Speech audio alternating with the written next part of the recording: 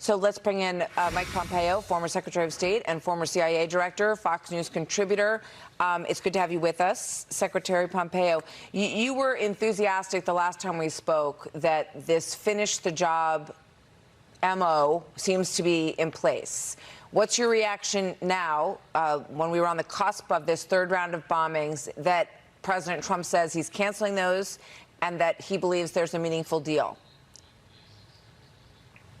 Well, Martha, good afternoon. It's great to be with you. I still believe it's going to take significant kinetic action to bring the Iranians to heal in a way that delivers on the outcome.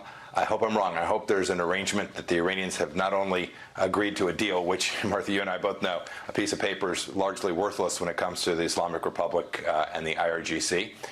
But I hope he's got a set of arrangements there that can do exactly what has been described, which is to get the Strait of Hormuz open and make sure that Iran never gets a chance to have a nuclear weapon.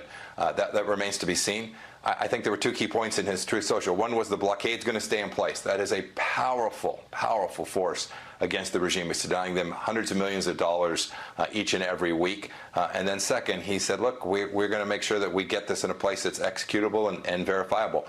If we can achieve all of that, and the bombing that took place over the last 48 hours convinced the regime to capitulate, all to the good. But there's still many unanswered questions about precisely how this will evolve.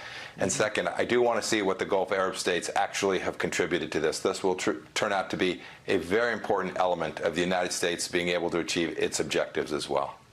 Absolutely. You used a word there that is so important in the study of war that you know better than any of us: capitulation. So the question is, has Iran capitulated? Is the knowledge that 100 million barrels got out, 200 ships, that there is a secretive effort that's been underway and successful to get oil out of Iran? Number two, which was just mentioned by the general, this quote from Scott Bessent, which I think probably got quite a bit of attention. He said the Iranian regime will lose the zero-sum game it's playing. Any damage it inflicts on our allies in the Gulf will be paid for with funds extracted from Iranian accounts that are offshore. Any tolls paid to the Persian Gulf Strait Authority will be offset by funds extracted from their accounts. I think this is an idea that's going to land not very well with Iran, and I think it makes a ton of sense. What do you think? Martha, I think those are both huge steps forward in putting even more pressure on what is clearly a weakened and fractured set of leaders right inside of Iran. It's always been a question about, like, who is it we're actually negotiating with? I think what Secretary Bessent has said and what President Trump has done is making that even more difficult for the leadership inside of Iran. You know, I'm mindful, too. I remember when we were prepared to take a strike against Iran in the president's first term, he canceled it a handful of hours before. But it wasn't but a few days later, we were right back at it. When the Iranian regime reneged on its commitment to make sure that we protected American lives, we followed through with a strike on General Soleimani. So while the president says, you know, he's not going to strike tonight, which is what his Truth Social says, I think the regime knows that the risk to Karg, and was really the lifeline for the regime, I think he understands that the risk to Karg and their economic well-being is going to force them to a place where they will either capitulate by agreement and acknowledging that the United States needs to do the necessary to get the enriched material out of the country and prevent them from getting a nuclear weapon, or that we'll do it, we'll essentially take it out of the cold, dead hands of the leaders. So they've lost a lot. We know that. They've lost, you know, all of their major equipment for their Navy, for their ships, all of that. But they keep sort of harassing in the Strait. And I think that, you know, the president's statement that he was ready to take Karg Island, he said, you know, I've always wanted it. There was pushback. And obviously this is the debate that goes on in terms of decision making. But you know, if we were to take Karg Island, and the subtitle in this reporting is President says U.S. will assume control of Tehran's energy markets, and they've seen what happened in Venezuela. Do you think that was one of the pieces that, if this turns out well, may have been crucial? Undoubtedly, Martha.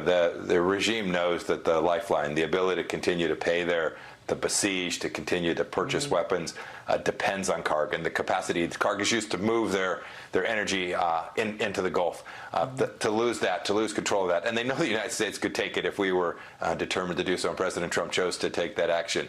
I think that undoubtedly is in their calculus in a way that wasn't there just 48 or 72 hours ago. All right, I want to get in two quick questions here, and I know we're short on time, but the first one is with regard to the regime, because I know that you have said that nothing really ends in this, nothing really changes until they are gone and until the people of Iran have a chance to sort of create their own future.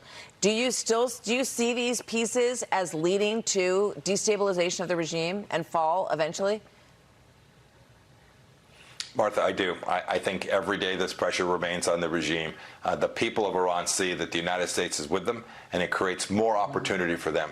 We won't know the day. We won't be able to predict this, but I'm confident if we continue to do the necessary, the things that are good for the United States of America, that the people of Iran will ultimately benefit from that as well. And to your point, the regime, the hardliners in the IRGC, the folks who have been controlled for now almost 5 decades, will ultimately lose their capacity to destroy the lives of the Iranian people and threaten our Gulf Arab allies, Israel, and the United States of America.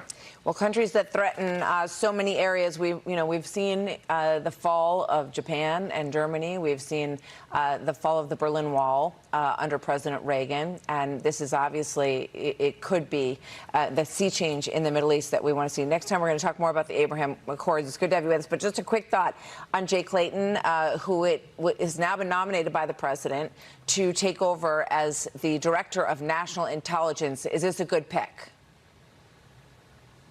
Fantastic pick. I know Jay well. I worked with Jay when I was a Secretary of State, when he was at the SEC. He has the trust and confidence of the President of the United States. He is he'll work his tail off, and he is really smart. A fantastic pick, and he will be a great DNI for the United States of America. All right, we'll be watching that closely. Secretary Pompeo, always good to see you, sir. Thank you very much.